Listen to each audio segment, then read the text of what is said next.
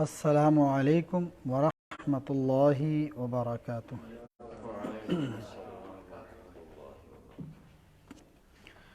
الحمد للہ وکفی والصلاة والسلام علی عباده الذین اصطفى اما بعد، قال اللہ تعالی فی القرآن المجید والفرقان الحمید، فاعوذ باللہ من الشیطان الرجیم، بسم اللہ الرحمن الرحیم۔ اذا الشمس کفرت وإذا النجوم انكدرت وإذا الجبال سيرت وإذا العشار عطلت وإذا الوحوش حشرت وإذا البحار سجرت وإذا النفوس زوجت وإذا الموءودة سئلت بأي ذنب قتلت۔ حاضرین محترم، عزیز دوستو، ساتھیوں اور محترم بزرگوں، پچھلے درس میں ہماری سورت جو ہے انفطار مکمل ہوئی تھی الحمدللہ، اور آج ہم انشاءاللہ سورت تکویر شروع کرنے جا رہے ہیں۔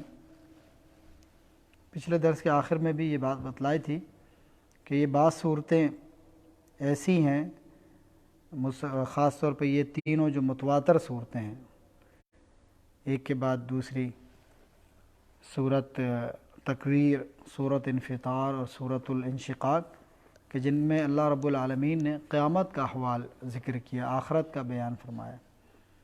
اور اس حوالے سے حضرت عبداللہ بن عمر رضی اللہ تعالیٰ عنہ سے روایت بھی ہے کہ اللہ کے رسول صلی اللہ علیہ وسلم نے ارشاد فرمایا کہ من سرہ ان ينظر الى یوم القیامت کأنہ رأی عین فلیقرأ اذا الشمس کورت واذا السماء انفطرت وَإِذَا السَّمَاءُ انشَقَّتْ۔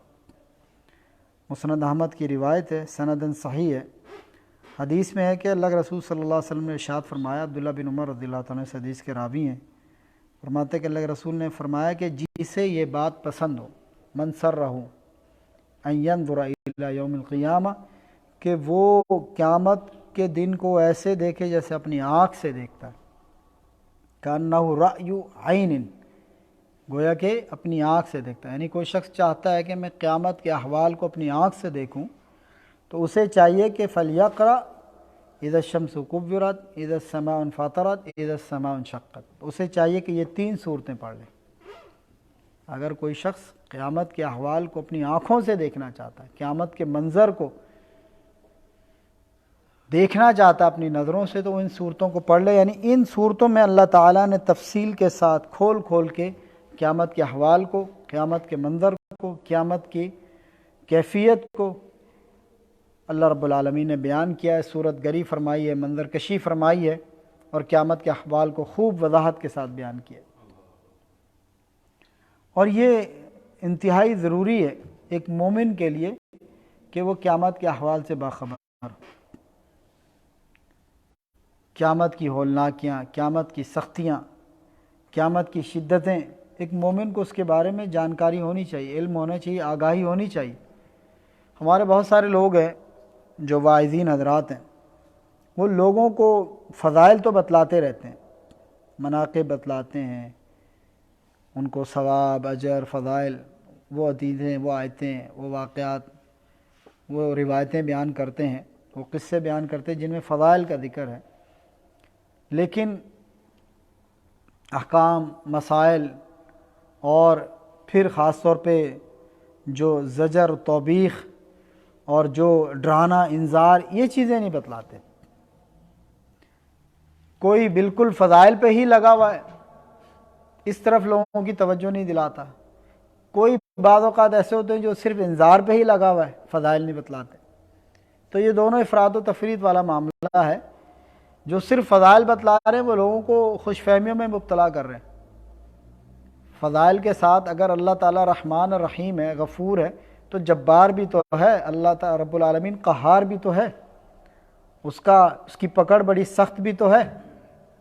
تو لوگوں کو، یعنی اسلام اعتدال کا دین ہے، میانہ روی کا دین ہے، وسط دین ہے۔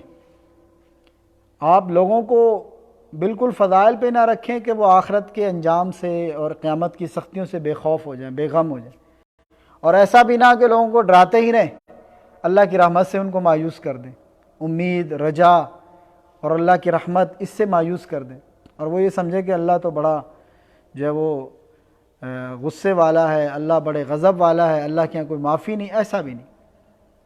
ایک مومن کی زندگی خوف اور رجا، خوف اور امید، ان دونوں کے درمیان سفر کرنا چاہیے. جہاں اسے اللہ کی عقاب کا، اللہ کے عذاب کا، اللہ کے غضب کا، اللہ کی پکڑ کا، اللہ کی غصے کا جہاں ڈر ہو، دوسری طرف اسے اللہ کی رحمت کی امید بھی ہو، اللہ کے فضل اور احسان بھی اسے یاد ہو.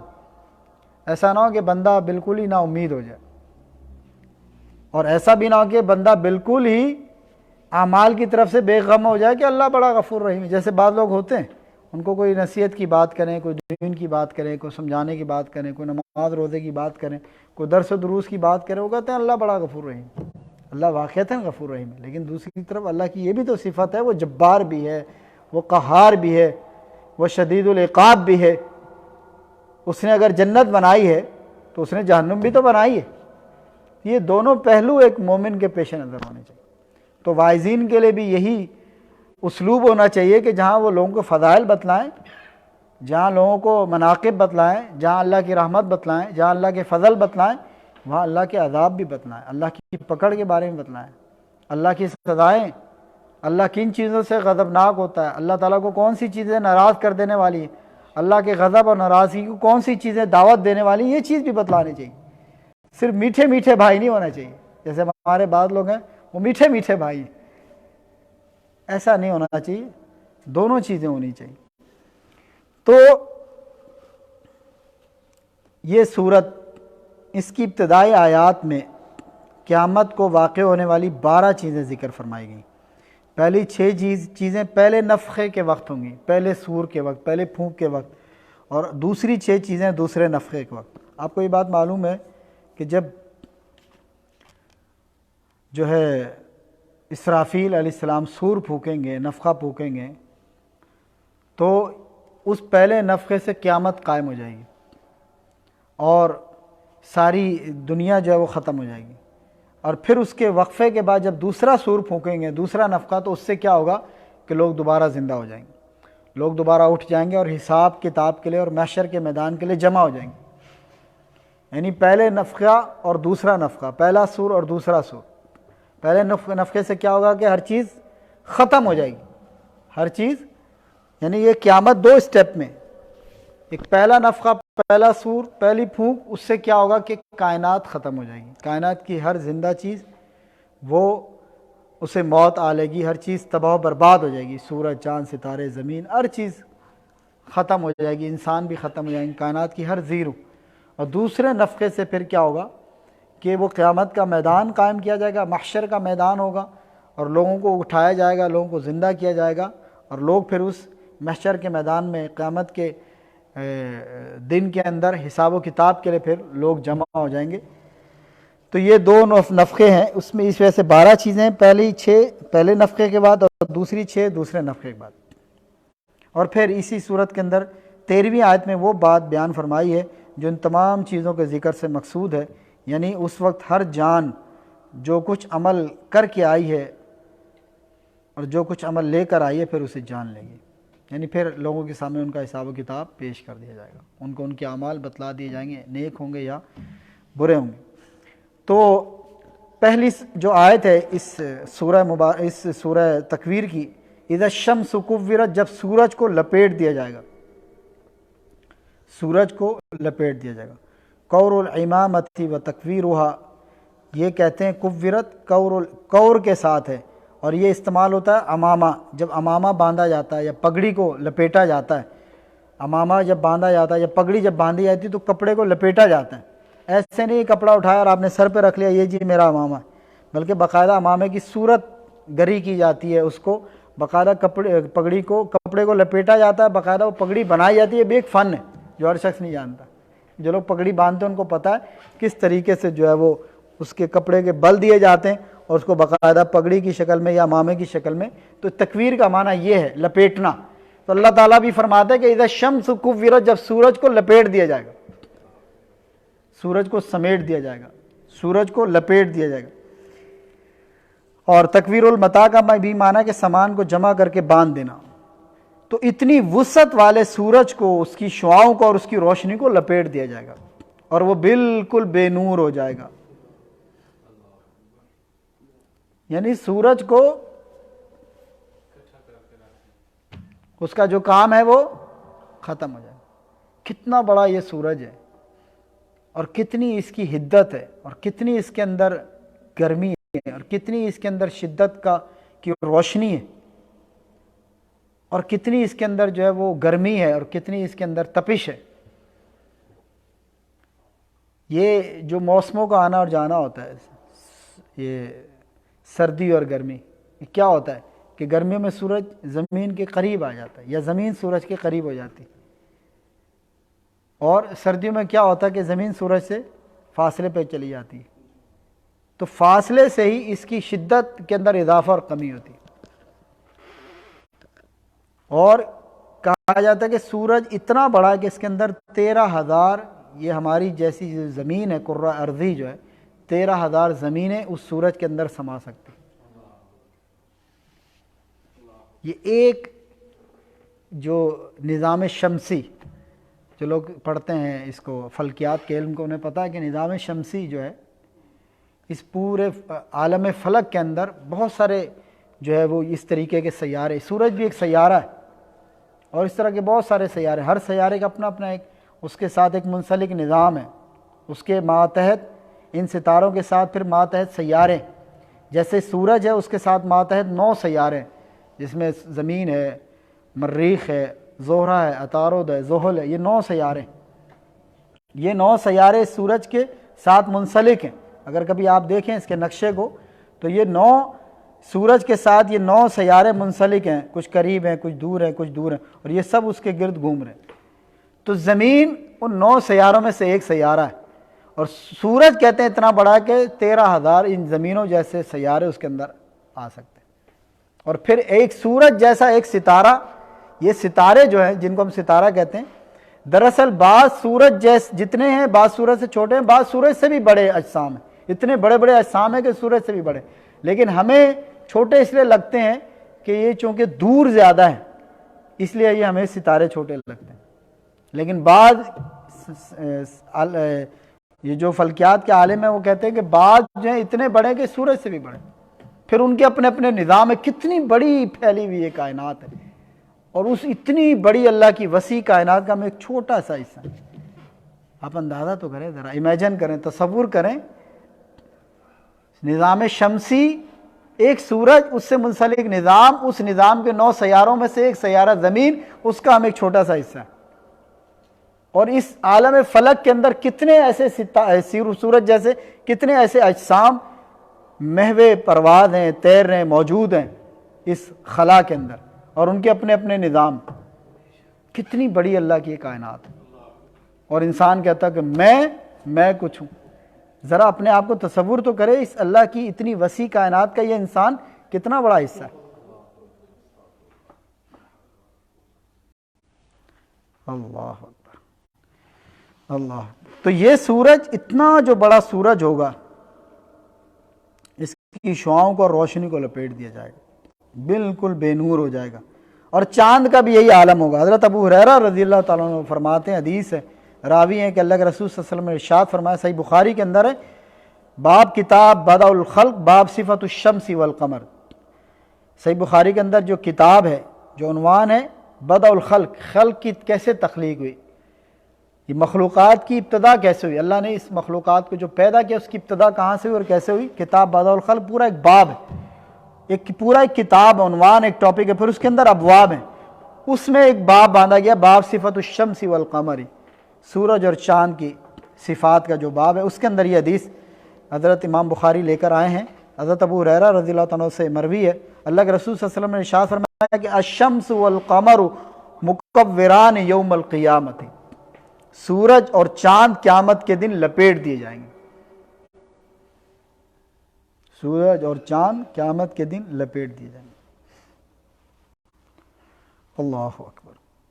پھر فرمایا کہ وَإِذَا النُّجُومُ انْكَدَرَتْ، اور جب ستارے بکھر جائیں گے یا گر جائیں گے یا جھڑ جائیں گے، مختلف اس کے معنی ہیں، بکھر جائیں گے یا گر جائیں گے یا جھڑ جائیں گے۔ وہ ہوتے ہیں نا فینسی کپڑے ہوتے ہیں، ان کے اوپر ستارے ٹانکے ہوتے ہیں، دیکھا ہے نا؟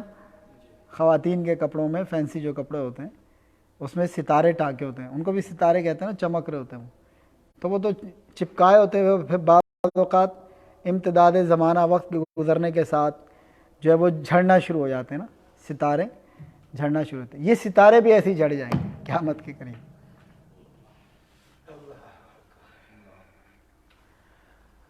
ستارے بکھر جائیں گے، گر جائیں گے، جھڑ جائیں گے۔ امام طبری نے اس کے دو معنی نقل کیے انقضارت کے۔ پہلا تناثرت، بکھر کر گر جائیں گے، بکھر جائیں گے، ابھی تک ترتیب سے لگے ہوئے نا، فٹ ہوئے ہوئے اپنی اپنی جگہ پر۔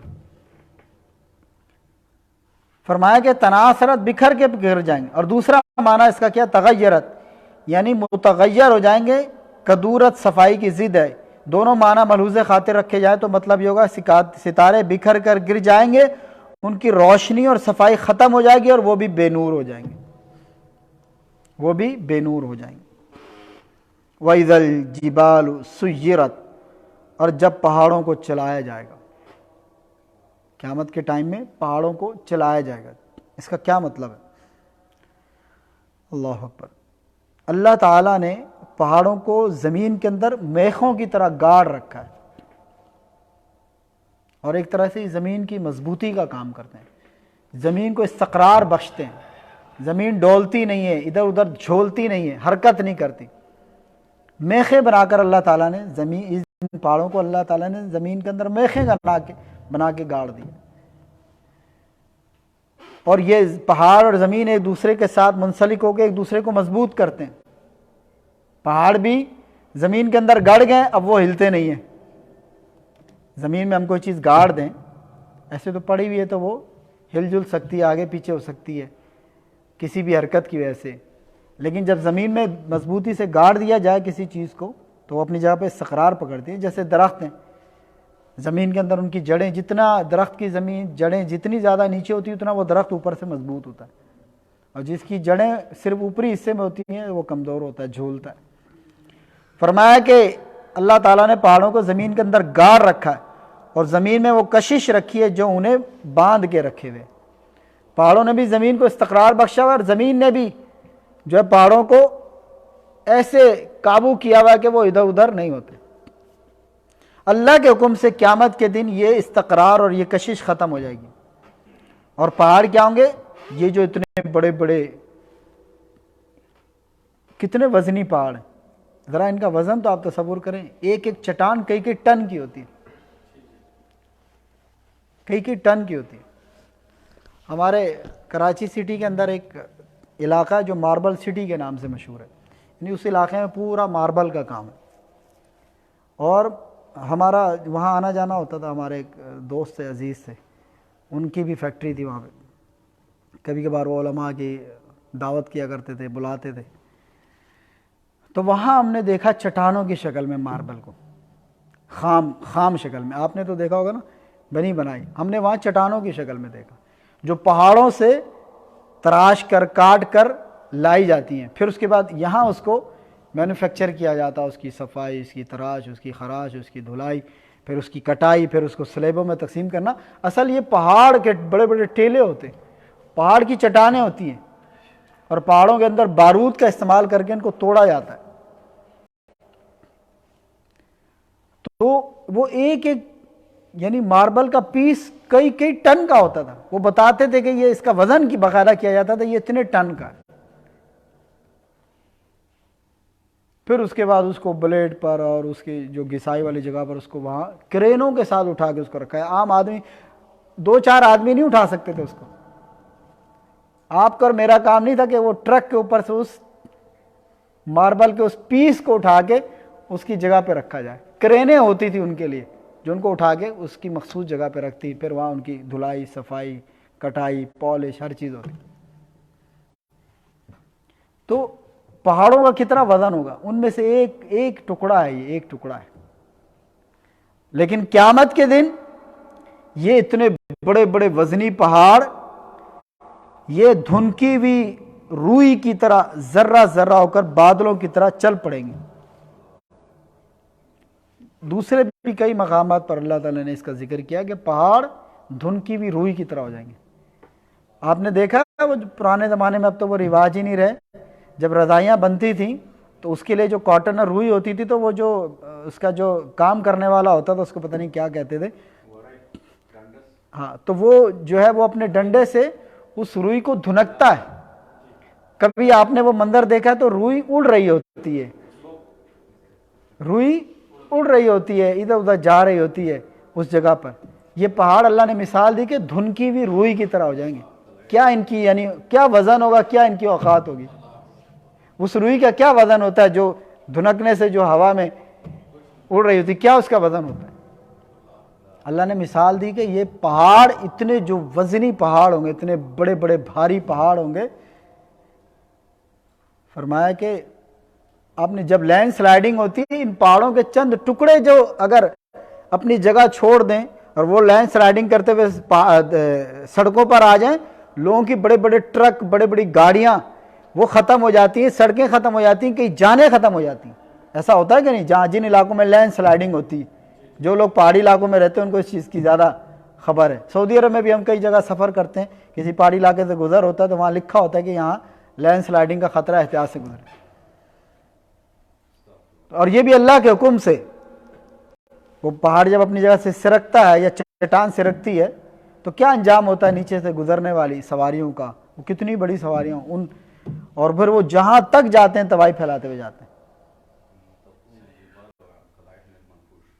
ہاں، سورۃ القاریہ کے اندر اللہ رب العالمین فرماتے ہیں کہ وَتَكُونُ الْجِبَالُ كَالْعِهْنِ الْمَنْفُوشِ، اس دن پہاڑ دھنکی ہوئی روئی کی طرح ہو جائیں گے۔ تو فرمایا کہ یہ جو پہاڑ یہ چلائے جائیں گے، اپنی جگہ چھوڑ دیں گے، ہوا میں تیر رہے ہوں گے بے وزن۔ وَإِذَا الْعِشَارُ عُطِّلَتْ، یعنی ہر چیز جو ہے وہ ڈسٹرب ہو جائے گی، اپنی حقیقت کھو دے گی، اپنا وزن کھو دے گی، اپنی قیمت کھو دے گی، اپنی قدر کھو دے گی، اپنا کام چھوڑ دے گی، تہس نہس ہو جائے گی یہ دنیا۔ اس دنیا کے پیچھے ہم اپنی آخرت کو بھلائے بیٹھے، اپنی آخرت کو فراموش کیے بیٹھے، اس دنیا کے پیچھے اپنی آخرت سے غافل۔ وہ دن جو حقیقت ہے، وہ دن جو سچائی ہے، اور وہ آخرت جو ہمیشہ ہمیشہ اور باقی رہنے والی۔ بل تؤثرون الحیات الدنیا والآخرۃ خیر وابقیٰ، یہ دنیا تو ایک دن ختم ہو جائے گی۔ اللہ اکبر۔ وَإِذَا الْعِشَارُ عُطِّلَتْ، اور جب 10 ماہ کی حاملہ اونٹنیاں چھوڑ دی جائیں گی، بیکار چھوڑ دی جائیں گی۔ العشار و شراء کی جمع ہے۔ 10 ماہ کی گابن حاملہ اونٹنیاں، اس کی مثال اللہ تعالیٰ نے اس لیے دی ہے کہ وہ اس وقت جو معاشرہ عربوں کا، اس کے نہایت عزیز اور قیمتی تصور ہوتی تھی۔ آج بھی اگر آپ پنجاب کے ماحول میں آپ چلے جائیں جہاں بھینسوں کا رواج ہے، جو تیار بھینس ہوتی ہے اس کی کیا ویلیو ہوتی ہے، یہ اس کسان کو پتہ ہے یا اس دیہاتی کو پتہ ہے جو یہ پالتا ہے، پورے سال اس کی محنت کرتا ہے۔ اس سے پوچھو اس کی کیا ویلیو اور اہمیت اور قیمت ہوتی ہے، کتنا پھر اس کا خیال رکھا جاتا ہے۔ تو اسی طریقے سے عربوں میں جو 10 ماہ کی حاملہ اونٹنیاں جو بس زچگی کے قریب ہوتی ہیں، کتنی عزیز اور قیمتی تصور کی جاتی تھی۔ تو اللہ تعالیٰ نے مثال دی ہے، کیونکہ اس وقت جو معاشرہ اور ماحول تھا اسی کے لحاظ سے مثال دی کہ جن کو تم اتنا عزیز اور قیمتی سمجھتے ہو، جب قیامت قائم ہوگی یہ 10 ماہ کی حاملہ اونٹنیاں یہ بھی بیکار چھوڑ دی جائیں گی۔ کوئی ان کی طرف پرواہ نہیں کرے گا، کوئی ان کی پرواہ نہیں کرے گا، کوئی ان کا خیال نہیں کرے گا۔ جہاں جا رہی ہیں جانے دیں گے لوگ، ابھی تو سنبھالا جاتا ہے، ان کا خیال کیا جاتا ہے، اور بہت قیمتی تصور ہوتی ہیں۔ پہلی بات تو لوگ بیچتے نہیں ہیں، بیچیں تو بڑے مہنگے داموں بکتی ہیں۔ ہمارے پنجاب میں بھی ایسا ہی ہے، بھینسیں جب تیار ہو جاتی ہیں لوگ بیچتے نہیں ہیں، پورا سال تو اس کی خدمت کرتے ہیں۔ اب تو اس سے فائدہ اٹھانے، دودھ لینے اور بچہ لینے کا ٹائم آیا ہے، اور اگر بیچیں تو اس کی ڈبل ٹرپل قیمت ہوتی ہے۔ وہی بھینس جو عام دنوں میں 60 70 80 ہزار لاکھ کی ہے، وہ اس وقت 2.5 لاکھ کی تک پہنچی ہوتی ہے، یہ قیمت ہوتی ہے اس وقت۔ اللہ اکبر۔ وَإِذَا الْوُحُوشُ، یعنی ہر ایک کو اپنی پڑی ہوگی، اور سور جب پھونکا جائے گا اس کی ابتدا میں جو گھبراہٹ ہوگی جو ایک کیفیت طاری ہوگی، اس عالم میں لوگوں کو اپنی قیمتی نفیس عزیز ترین چیزوں کو بھی سنبھالنے کا کوئی موقع نہیں ہوگا، کوئی ہوش نہیں ہوگا، فکر نہیں ہوگی، ہر ایک کو اپنی پڑی ہوگی۔ وَإِذَا الْوُحُوشُ حُشِرَتْ، اور فرمایا کہ جب جنگلی جانور اکٹھے کر دیے جائیں گے۔ اس کے دو معنی، ایک تو یہ کہ جنگلی جانور جو ایک دوسرے سے بھاگتے ہیں یا لوگ ان سے بھاگتے ہیں ان کو اکٹھا کر دیا جائے گا، یا یہ کہ اس گھبراہٹ میں وہ جمع ہو جائیں گے، کوئی کسی کو کچھ بھی نہیں کہے گا۔ جنگلی جانور سے لوگ بھاگتے ہیں، وحشی جانوروں سے، اور وہ بھی انسانوں سے دور بھاگتے ہیں یا انسانوں پہ حملہ آور ہوتے ہیں، لیکن اس کیفیت میں وہ بھی جمع کر دیے جائیں گے۔ اور ایک یہ معنی ہے کہ قیامت کے ٹائم جنگلی جانوروں کو بھی اکٹھا ایک جگہ پہ جمع کر دیا جائے گا۔ ویسے تو وہ بھاگتے ہیں، لوگ ان سے بھاگتے ہیں، وہ لوگوں سے بھاگتے ہیں، دور دور ہوتے ہیں، اس موقع پر ان کو اکٹھا کر دیا جائے گا۔ یا یہ کہ اس وقت ان کی وحشت ہی ختم ہو جائے گی، وہ بھی جمع ہو جائیں گے مسکینوں کی طرح، لوگوں کے پاس ہوں گے، لوگوں کو پرواہ نہیں ہوگی۔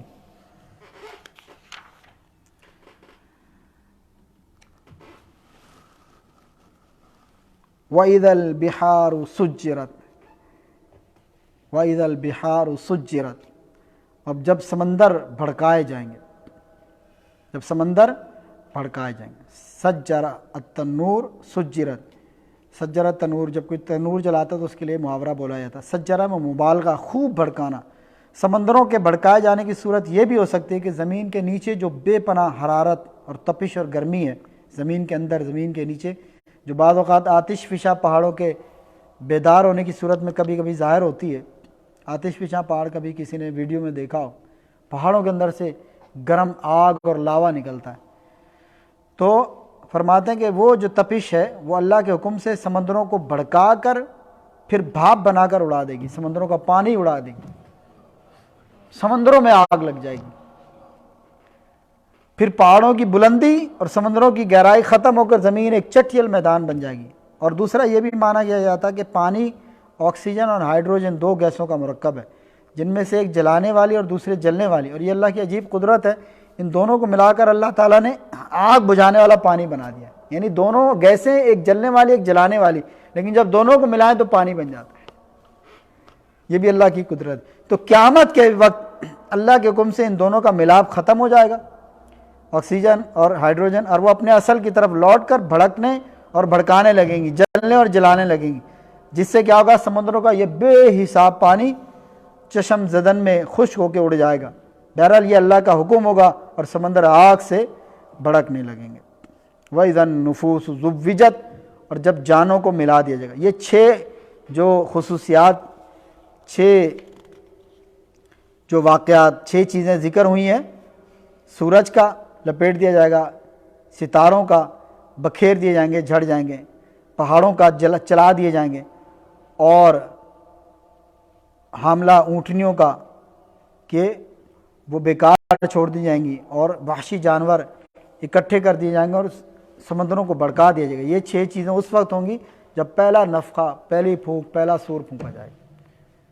پھر اس کے بعد جو 6 چیزیں ہوں گی وہ دوسرے نفخے کے وقت جو یہاں سے شروع ہو رہی، وَإِذَا النُّفُوسُ زُوِّجَتْ، اور جب جانوں کو ملا دیا جائے گا۔